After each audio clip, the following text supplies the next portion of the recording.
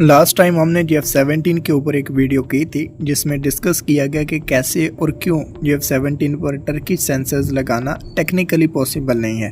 अगर आप F-17 को टर्किश सेंसर्स के साथ मॉडिफाई करना चाहते हो तो स्ट्रक्चरल चेंजेस करना पड़ेंगे, जो कि काफ़ी ज़्यादा टाइम कंज्यूमिंग प्रोसेस है और चाइना को इन्वॉल्व किए बगैर मुझे नहीं लगता कि PSC ये काम अकेले कंप्लीट कर सकती है। अब अगर चाइना इन्वॉल्व होता है तो तुर्की को अपनी रडार और दूसरे वेपन्स के सॉफ्टवेयर तक चाइना को एक्सेस देनी पड़ेगी और चाइना को भी अपने सोर्स कोड तुर्की के साथ शेयर करना पड़ेंगे, तब जाके ये इंटीग्रेशन वर्क कंप्लीट हो सकता है। तुर्की और चाइना की कोलैबोरेशन बिल्कुल नॉन एग्जिस्टेंट है, तो इन्हें सिर्फ 40 यूनिट्स के लिए एक पेज पर लाना मुझे नहीं लगता कि मुमकिन है। ऊपर से F-17 अपनी प्रेजेंट फॉर्म में एक मैच्योर प्लेटफॉर्म है। अगर आप फिर से इसके साथ छेड़छाड़ करते हो तो रिजल्ट में आपको एक अनटेस्टेड और अनप्रूवन सिस्टम मिलेगा, जो कि बिल्कुल भी टाइम और एफर्ट के हिसाब से वर्थ ही नहीं है। तो अजरबैजान को चाइनीज सब सिस्टम्स के साथ ही F-17 मिलेगा। टेक्निकल डिस्कशन के दौरान मैंने एक पॉइंट उठाया था कि F-17 की प्रेजेंट ऐसा रडार एयर कूलिंग मैकेनिज्म के साथ आती है।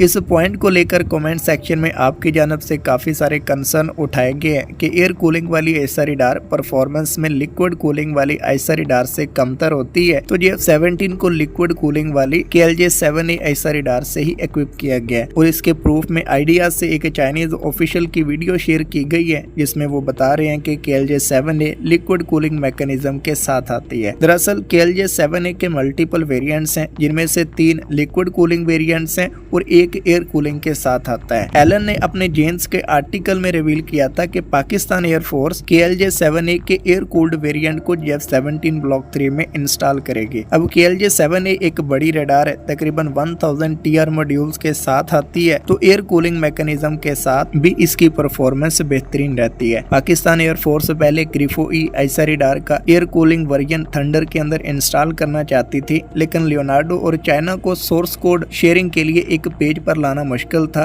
तो ग्रिफो ई को छोड़कर पाकिस्तान एयरफोर्स ने KLJ-7A को अडॉप्ट किया। अगर आप F-17 ब्लॉक 3 के रेडोम को देखो तो कूलिंग के लिए रिक्वायर्ड कोई भी पाइपिंग मैकेनिज्म आपको नजर नहीं आएगा।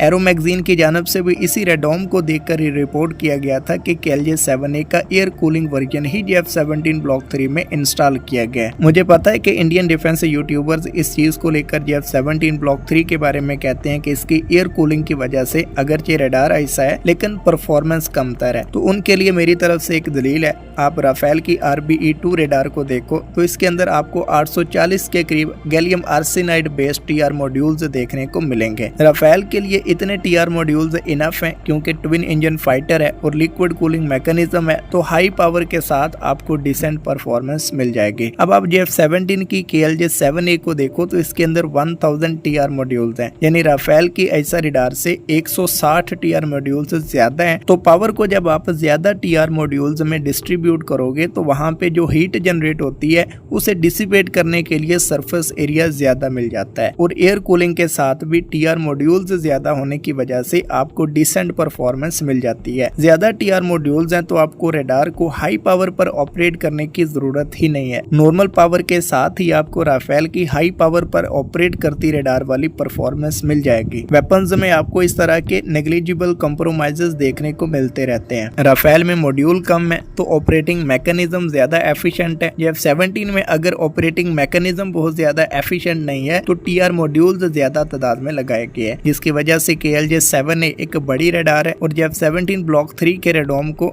F-17 ब्लॉक 2 की निस्बत एनलार्ज किया गया है, तो चीजें आ जाके बैलेंस में ही रखी गई हैं। तो चाइनीज रिप्रेजेंटेटिव की तरफ से जो कंफर्मेशन आ रही थी वो F-17 वाली KLJ-7A नहीं थी, बल्कि KLJ-7A का लिक्विड कूलिंग वर्जन था, और चाइनीज रिप्रेजेंटेटिव ने कहीं भी मेंशन नहीं किया कि यही वर्जन F-17 में यूज होता है। हकीकत यह है कि इस रिप्रेजेंटेटिव ने कोई नई इन्फॉर्मेशन नहीं दी, बल्कि ये चीज तो पहले ही पब्लिक डोमेन में थी कि KLJ-7A के लिक्विड कूलिंग वाले वर्जन एग्जिस्ट करते हैं। तो दोस्तों F-17 ब्लॉक 3 के अंदर एयर कूलिंग वाली KLJ-7A रडार यूज होती है और बिल्कुल डिसेंट परफॉर्मेंस दे रही है, तभी तो पाकिस्तान एयरफोर्स पूरे कॉन्फिडेंस के साथ इसे बैटलफील्ड में लेकर आती है, जबकि एयर कूलिंग वाला तेजाब मैदान जंग में करीब भी नहीं फटकता। उम्मीद है चीजें अंडरस्टैंडेबल थी। अब मिलते हैं नेक्स्ट वीडियो में। अल्लाह हाफिज।